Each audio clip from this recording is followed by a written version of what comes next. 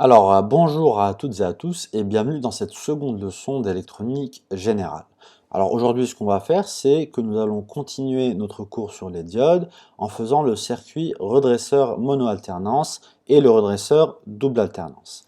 Alors, on va commencer par le redresseur monoalternance, aussi appelé redresseur demi-onde. Le circuit, c'est le suivant. Donc, vous avez une source de courant alternative ici, V. Vous avez votre diode supposée en silicium et vous avez une résistance. Alors, pour les conventions de signes, V, quand je parle de la valeur de V, c'est égal à quoi? C'est égal à VA moins VS. Okay, VD, quand je parle de la valeur VD, c'est quoi? C'est VA moins VK. Et quand je parle de la valeur VR, de la résistance, c'est VK moins VS. D'accord? Tout simplement. Le courant électrique maintenant, on va supposer qu'il est positif si il va de A vers K et qu'il est négatif dans le sens inverse, c'est-à-dire s'il va de K vers A. Ok? L'objectif, ça va être quoi? Ça va être de dessiner la courbe en vert ici. La courbe en vert, elle correspond à la tension VR en fonction du temps. Alors, la donnée, c'est quoi? C'est la tension V de t ici. V de t, on nous a donné que c'était égal à 2,20 fois sinus oméga t. D'accord? Donc, il y a un déphasage qui est nul, et la tension maximale, c'est 2,20 volts. Je représente avec la courbe rouge la tension, du coup, V de t. Voilà, la sinusoïde V de t. Maintenant, je veux analyser le circuit et comprendre ce qui se passe pour voir pourquoi la courbe verte, elle est comme ça.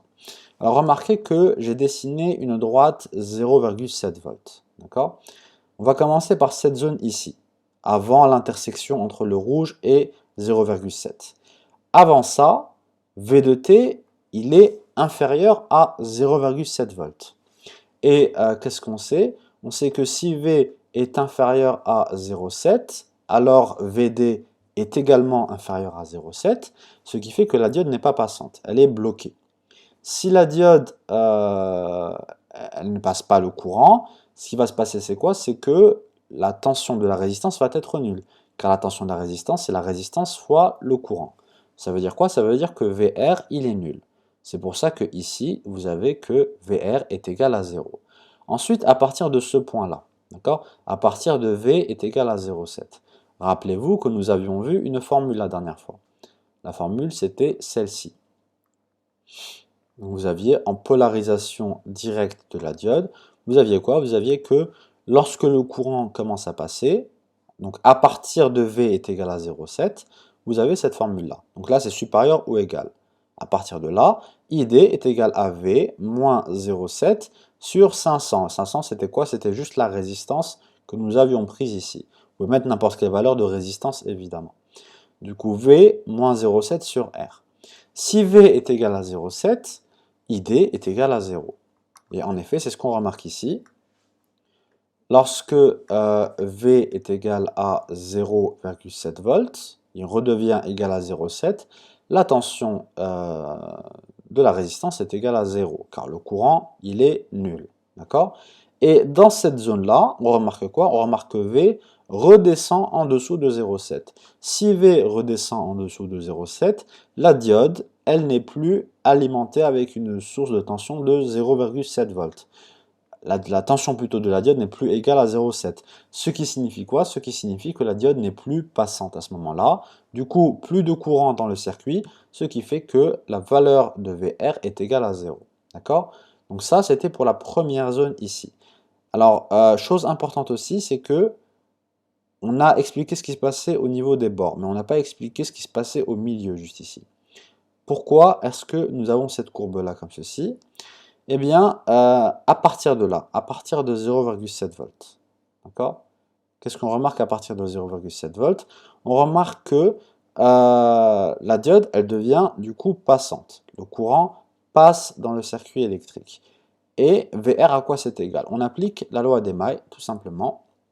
La loi d'Émaille, qu'est-ce qu'elle nous dit? Elle nous dit que V de T, donc la tension totale, est égale à 0,7 plus VR. Ce qui signifie que VR est égal à V moins 0,7. Bon, V moins 0,7, c'est la courbe rouge, et je lui enlève 0,7. Ça me donne la courbe en vert ici. D'accord? Donc, dans les deux extrêmes ici de la zone, c'est égal du coup à 0. Et au milieu, qu'est-ce que j'ai quand j'applique la loi d'émail? J'obtiens V moins 0,7. En effet, donc vous voyez ce point-là, quand j'enlève 0,7, je me retrouve ici. Ce point-là, quand j'enlève 0,7, je me retrouve ici, etc., etc. Ce point-là, je me retrouve ici. Voilà, tout simplement. Donc ça, c'était la première zone du redresseur mono-alternance. Maintenant, la deuxième zone ici, qu'est-ce qui se passe? On voit que V de t devient négatif. Et V de t, c'est égal à quoi? C'est égal à VA moins VS. Si VA moins VS devient négatif, ça veut dire que VS moins VA devient positif. Et donc le S, c'est la borne plus, et le A, c'est la borne moins.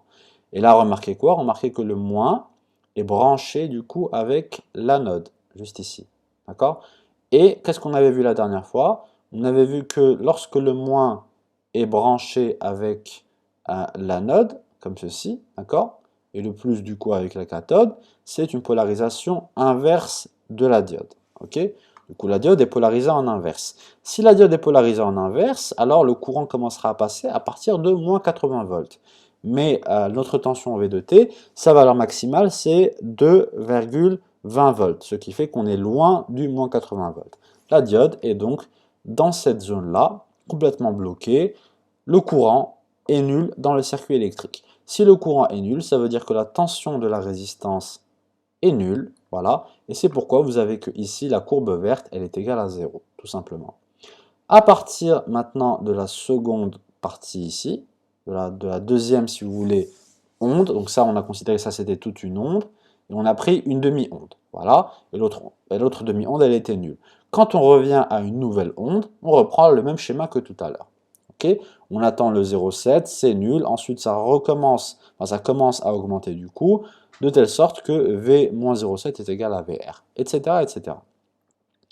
Ok, du coup ça c'était le redresseur du coup mono-alternance, aussi appelé redresseur demi-onde, et on a vu pourquoi il s'appelait ainsi. Maintenant, on va voir le redresseur du coup double alternance. Alors, redresseur double alternance, aussi appelé redresseur double onde. Qu'est-ce que j'ai ici? J'ai ma source de tension alternative, j'ai juste ici un pont de diodes, d'accord? Vous avez 4 diodes, 1, 2, 3 et 4. Et ici, j'ai quoi? J'ai ma résistance. Ok? Ce que j'appelle redresseur, c'est cette partie-là, c'est vraiment le pont de diode. Mais nous, on veut analyser tout le circuit ici. Je rappelle nos conventions de signes.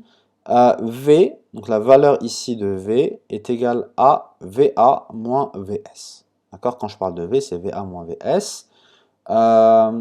Également, lorsque je parle de courant dans le circuit, le courant sera compté positif s'il sort de A, il rentre dans S, et il sera compté négatif dans le cas inverse. C'est-à-dire s'il rentre de A et il sort de S.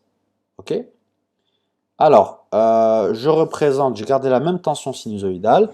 La voici, c'est la courbe en rouge ici.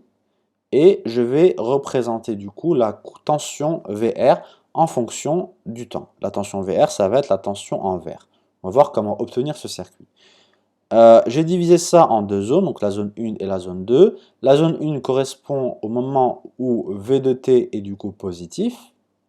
Et la zone 2 correspond à V de t qui est négatif. D'accord? Alors, quand V de t est positif, qu'est-ce qui va se passer à ce moment-là?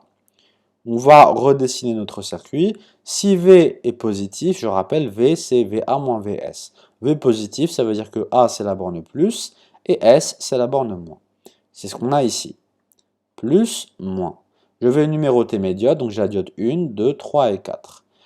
Remarquez que le plus est attaché avec la cathode de la diode 4. Donc 4 est polarisé en inverse. Remarquez également que le moins est branché avec ici l'anode de la diode 2. Donc la diode 2 est polarisée en inverse. Cependant, le plus est branché avec l'anode de la diode 1, ce qui fait que la diode 1 est polarisée en direct. Ok? Et le 3, du coup, donc la diode 3 ici, vous remarquez que le moins est avec la cathode de la diode numéro 3. Ce qui fait du coup que la diode numéro 3 est polarisée en direct également. Les diodes qui sont polarisées en inverse, je le rappelle du cours de la dernière fois, ça veut dire qu'on peut les remplacer par un interrupteur ouvert, tout simplement. Du coup, je peux carrément enlever ces éléments-là du circuit. Qu'est-ce que j'obtiens? J'obtiens ce dessin, d'accord? J'obtiens mon générateur de tension, la diode 1 et la diode numéro 3. Et évidemment, notre résistance R. On va redessiner un peu ce circuit pour mieux le voir. J'ai ma source de tension, j'ai ici la diode numéro 1, j'ai ma résistance, etc. Je passe par la diode numéro 3, donc là c'est 3, c'est pas 2, et je reviens du coup à ma source de tension. D'accord? J'ai décidé d'appeler ce point grand X et ce point grand Y. Alors, si nous branchons un voltmètre entre grand X et grand Y, nous voyons que nous avons besoin de 1,4 volts. D'accord? Donc, on a besoin de 1,4 volts entre les bornes X et Y pour que le courant circule dans le circuit. C'est tout à fait logique. Pour que le courant circule, il faut que la diode 1 et la diode 3 soient toutes les deux passantes. Une diode est passante lorsqu'elle a 0,7 volts. Voilà, du coup, on a besoin de 1,4 volts. On a besoin de 0,7, 0,7, tout simplement, afin que du coup les deux diodes soient passantes et le courant commence à traverser le circuit électrique. Ok. Une fois que le courant circule du coup dans le circuit, on peut à ce moment-là déterminer la valeur de R. Alors, avant 1,4, il n'y avait pas de courant, car avant 1,4, les diodes n'étaient pas du coup passantes. Ce qui fait que la tension, elle était nulle ici. Vous voyez, donc avant 1,4 volts, la tension de V et de R était nulle. À partir de 1,4 volts, on va avoir une augmentation du coup de la tension de la résistance. Et comment on va obtenir cette augmentation? Avec la loi d'Emaille, tout simplement.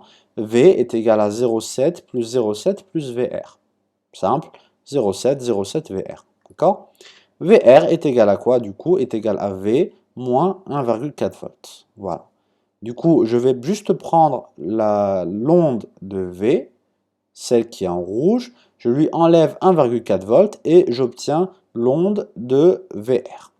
Et lorsque V de T redescend en dessous de 1,4 volts, nous avons du coup le courant qui ne passe plus dans le circuit.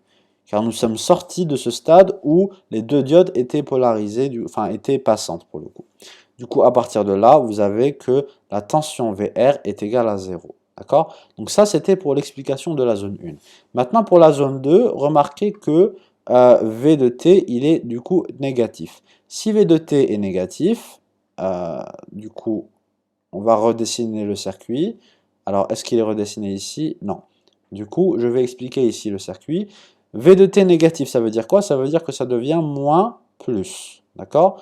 Le moins, il est attaché avec la cathode de 4, ce qui fait que 4 est polarisé en direct.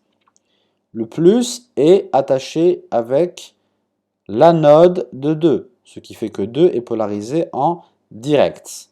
Cependant, le moins est attaché avec l'anode de 1, donc 1 est polarisé en inverse.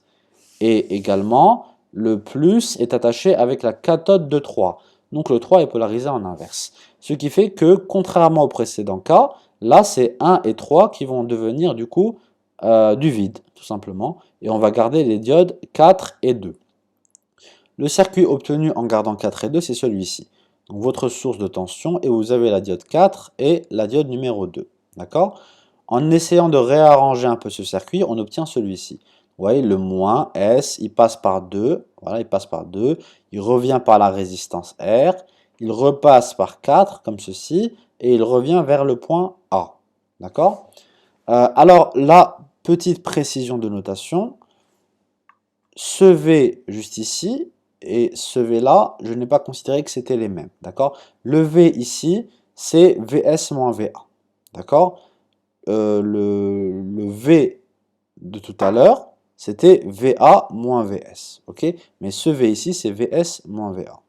Alors, lorsque le V de tout à l'heure, d'accord, qui est égal à VA moins VS, donc lorsque VA moins VS est supérieur ou égal à moins 1,4 volts. D'accord? Lorsque c'est supérieur ou égal à 1 à moins 1,4 volts. Ça veut dire quoi? Ça veut dire que VS moins VA est supérieur ou égal à 1,4 volts. Est-ce qu'on est d'accord avec ça? Alors j'ai l'impression qu'il y a une petite erreur niveau mathématique. Alors VA moins VS supérieur ou égal à moins 1,4 volts. On va vérifier sur notre circuit. Je rappelle que VA moins VS c'est V.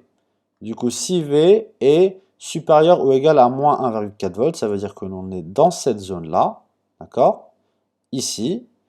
Si V du coup est ici, moins V, d'accord? Moins V devrait être normalement inférieur ou égal à 1,4 volts, d'accord? Du coup, si cette tension-là, qui est moins V, c'est-à-dire la tension Vs moins Va à ce moment-là, donc là c'est inférieur ou égal, si Vs moins Va est inférieur ou égal à 1,4 volts, la diode numéro 2 et la diode numéro 4 ne sont pas du coup passantes, ce qui fait qu'il n'y a pas de courant électrique qui traverse ce circuit. S'il n'y a pas de courant électrique qui traverse ce circuit, la tension de la résistance R est égale à 0. C'est pourquoi vous avez que ici, dans cette partie-là, la tension de la résistance est égale à 0.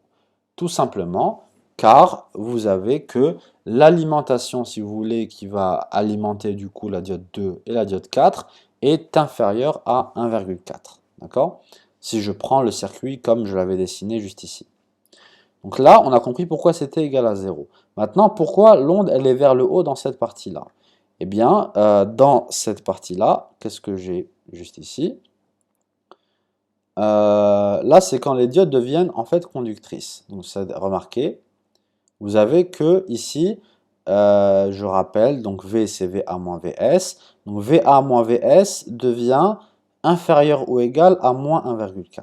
Si VA moins VS est inférieur ou égal à moins 1,4, ça veut dire que VS moins VA est supérieur à 1,4.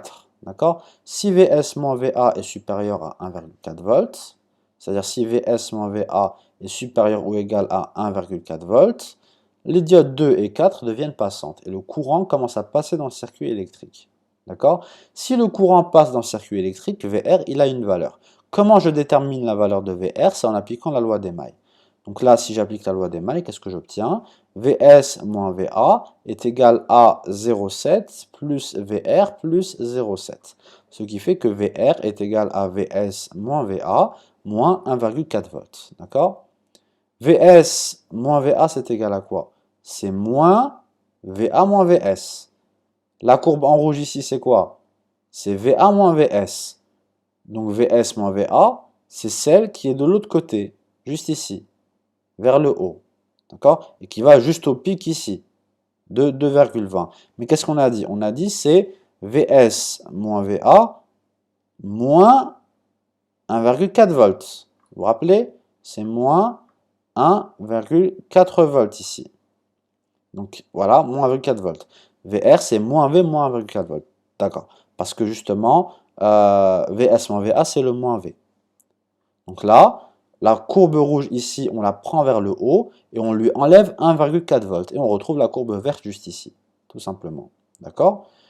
Alors, une fois revenu ici, c'est pour les mêmes raisons que tout à l'heure, on redescend en dessous de 1,4 volts dans ce circuit-là, celui-ci. Vs moins Va redescend en dessous de 1,4 volts.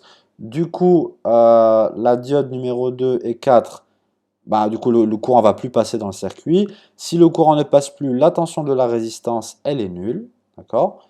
Ce qui fait que ici, c'est pour ça que vous avez une tension nulle de la résistance. D'accord? Et à partir de là, vous allez reprendre le même circuit électrique. Et on remarque facilement pourquoi on appelle ça le redresseur double alternance ou redresseur double onde, d'accord, ou onde complète, parce que contrairement aux mono-alternances, où on prenait une seule onde sur les deux qu'il y avait, là on a pris les deux. Même celle qui était vers le bas, on a pris la partie du coup vers le haut, juste ici, d'accord, et on continue ainsi de suite. Donc ça c'était pour le redressement double alternance, avec le pont de diode. La prochaine étape, ce serait d'étudier ce redresseur double alternance, donc le pont de diode, avec évidemment sa source alternative, mais cette fois-ci en remplaçant la résistance par une capacité, d'accord? Et en branchant également, en parallèle à cette capacité, une résistance, ok? Alors, nous ferons ça la prochaine fois. La première étape avant de pouvoir faire ça, c'est d'étudier justement le redresseur mono-alternance, mais au lieu de mettre une résistance, cette fois-ci, on va mettre une capacité. Et voir ce qui va se passer justement. On va faire intervenir les notions de charge et de décharge des capacités. Voilà. Alors, j'espère que vous avez compris pour aujourd'hui. N'hésitez pas à poser vos questions dans les commentaires. Je me ferai un plaisir de vous y répondre. Merci beaucoup et à la prochaine fois.